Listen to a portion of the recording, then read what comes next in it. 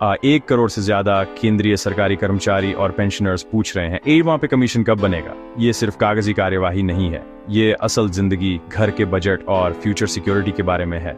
पे कमीशन जो हर 10 साल में बनता है, भारत सरकार की रीढ़ की हड्डी के लिए सैलरी, अलाउंस और पेंशन तय करता है। पिछली बार इसमें बदलाव 2016 में हुआ था और जैसे जैसे 10 साल पूरे होने वाले हैं, उम्मीद और टेंशन बढ़ती जा रही है। कई लोगों के लिए बढ़ती हुई कॉस्ट, एजुकेशन, हेल्थ केयर और सेविंग्स को मैनेज करने के लिए पे में बदलाव जरूरी है। कमीशन के फैसलों से इकोनॉमी पर असर पड़ता है, डिमांड बढ़ती है, लेकिन सरकारी फाइनेंस पर भी बोझ पड़ता है। जैसे ही प्रोसेस शुरू होता है, ये समझना जरूरी है कि कमीशन कैसे बनता है, इसमें कौन कौन शामिल होता है और कर्मचारियों को असली बदलाव कब तक मिल सकते हैं। आइए अप्रूवल से लेकर लागू होने तक के सफर को समझते हैं और इसका मतलब उन लाखों लोगों के लिए क्या है जो राहत का इंतजार कर रहे हैं। 21 जुलाई 2025 को लोकसभा में एक जरूरी अनाउंसमेंट हुआ। सरकार ने ऑफिशियली 8वें सेंट्रल पे कमीशन को बनाने की परमिशन दे दी।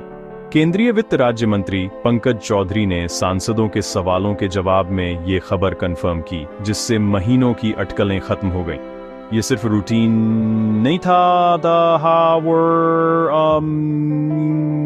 पे और पेंशन को बदलने के लिए एक फॉर्मल कमिटमेंट था, जिससे प्रोसेस शुरू हो गया। मंत्री ने बताया कि तैयारी पहले ही शुरू हो चुकी थी, जिसमें डिफेंस, गृह मंत्रालय और पर्सनल जैसे जरूरी मंत्रालय कमीशन के काम को शेप देने में शामिल थे।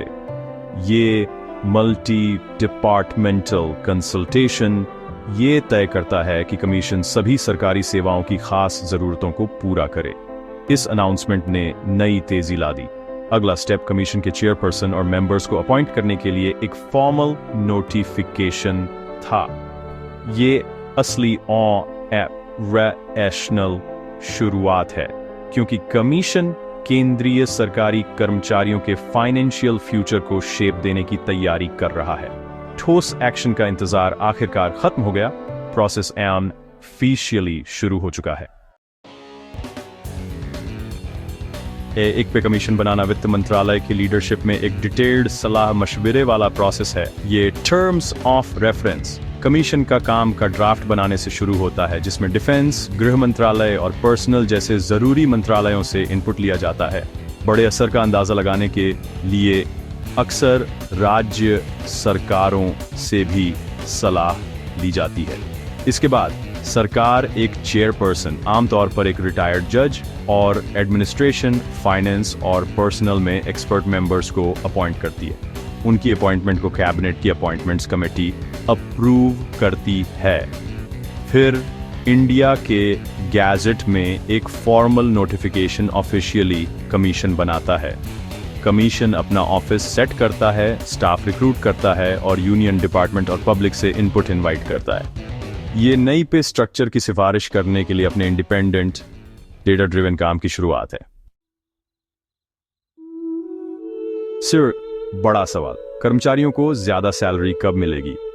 अप्रूवल सिर्फ एक लंबे प्रोसेस का पहला स्टेप है। कमीशन आमतौर पर डेटा रिव्यू करने, स्टेक होल्डर्स से सलाह लेने और अपनी रिपोर्ट ड्राफ्ट करने में 18-24 महीने लेता है। सबमिशन के बाद सेक्रेटरीज की एक एम्पावर्ड कमेटी सिफारिशों की जांच करती है, फाइनेंशियल और एडमिनिस्ट्रेटिव फिजिबिलिटी का असेसमेंट करती है। फिर यूनियन कैबिनेट यह तय करती है कि कौन सी सिफारिशें माननी हैं या बदलनी हैं।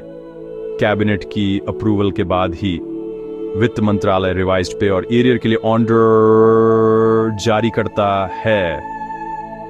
हालांकि बदलाव आमतौर पर जनवरी 2026 से लागू होते हैं। असल पेमेंट में कुछ महीने ज्यादा लग सकते हैं। धैर्य जरूरी है, लागू करना एक मैराथन है, स्प्रिंट नहीं। और 8वां पे कमीशन सीधे तौर पर लगभग 50 लाख केंद्रीय सरकारी कर्मचारियों पर असर डालेगा और 65 लाख पेंशनर्स पर असर डालेगा। इसमें टॉप सिविल सर्वेंट से लेकर रेलवे और पोस्टल स्टाफ तक सभी शामिल हैं। सभी एक नए पे स्ट्रक्चर का इंतजार कर रहे हैं। पेंशनर्स भी अपने बेनिफिट्स में जरूरी बदलाव के लिए कमीशन पर डिपेंड करते हैं। कुल मिलाकर 1.15 करोड़ से ज्यादा लोग और उनके परिवार इस असर को महसूस करेंगे। इसका असर बहुत बड़ा है।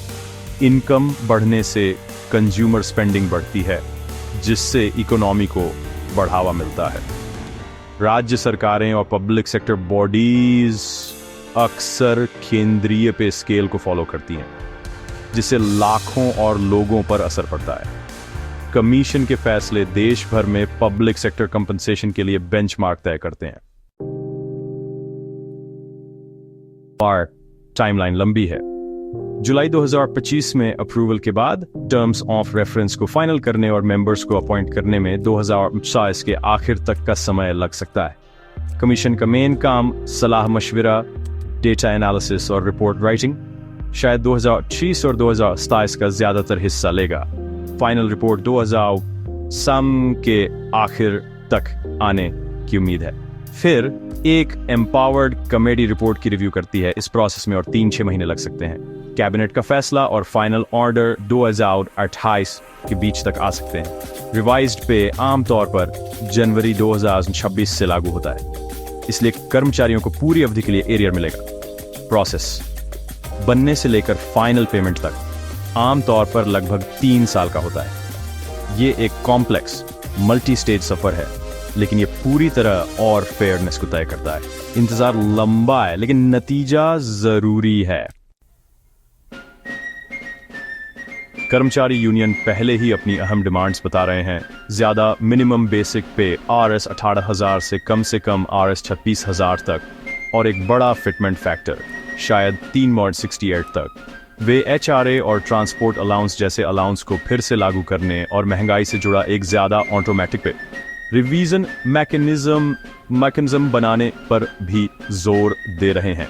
सरकार का जवाब सोच समझकर रहा है, कमीशन के गठन की पुष्टि कर रहा है और सलाह मशविरे का वादा कर रहा है। बड़ी यूनियनों ने मेमोरेंडम सबमिट किए हैं सरकार से प्रोसेस को तेजी से करने और टर्म्स ऑफ रेफरेंस बनाने में उन्हें शामिल करने का आग्रह किया है। सरकार और यूनियनों के बीच कंस्ट्रक्टिव बातचीत फेयर, वाइडली एक्सेप्टेड सिफारिशों के लिए जरूरी होगी। जैसे ही कमीशन अपना काम शुरू करता है, कड़ी बातचीत के लिए स्टेज तैयार है। नतीजा अगले 10 साल के लिए पे और बेनिफिट्स को शेप देगा। हालांकि कमीशन अभी तक बना नहीं है, पिछले ट्रेंड्स कुछ संकेत देते हैं। एक रिवाइज्ड पे मैट्रिक्स की उम्मीद करें, जिसमें ज्यादा मिनिमम पे और 2.8 और 3.2 के बीच फिटमेंट फैक्टर होने की संभावना है। अलाउंस खासकर HRA बढ़ सकते हैं और डिजिटल स्किल्स या रिमोट वर्क के लिए नए अलाउंस भी शुरू किए जा सकते हैं। पेंशनर्स नए पे स्केल के साथ समानता और शायद बेहतर हेल्थ केयर बेनिफिट्स की उम्मीद कर सकते हैं। कमीशन न्यू बनाम ओल्ड पेंशन स्कीम की बहस को भी सुलझा सकता है। लक्ष्य पे को तर्कसंगत बनाना, महंगाई से राहत देना और अगले 10 साल के लिए कंपनसेशन को मॉडर्न बनाना। कर्मचारी एक ज्यादा फेयर, ज्यादा फ्यूचर रेडी पे स्ट्रक्चर की उम्मीद कर सकते हैं। 8वें पे कमीशन की अप्रूवल 1 करोड़ से ज्यादा कर्मचारियों और पेंशनर्स के लिए एक नया चैप्टर है। प्रोसेस लंबा है, लेकिन हर स्टेप, अपॉइंटमेंट, सलाह मशविरा, कैबिनेट अप्रूवल एक बैलेंस्ड नतीजा तय करता है। कर्मचारियों को अफवाहों पर नहीं बल्कि ऑफिशियल अपडेट्स पर भरोसा करना चाहिए और धैर्य रखना चाहिए। जनवरी 2026 से रिट्रोस्पेक्टिव लागू होने का मतलब है कि इंतजार के दौरान कोई भी नहीं हारेगा। कमीशन पब्लिक सेक्टर पे को मॉडर्न बनाने, पिछली गड़बड़ियों को ठीक करने और इकोनॉमिक ग्रोथ को बढ़ावा देने का एक मौका है। चुनौती, कर्मचारियों की जरूरतों को फाइनेंशियल सस्टेनेबिलिटी के साथ बैलेंस करना। पहिए चल पड़े हैं और आशावादी होना सही है। मान्यता और फाइनेंशियल सिक्योरिटी का एक नया दौर आने वाला है।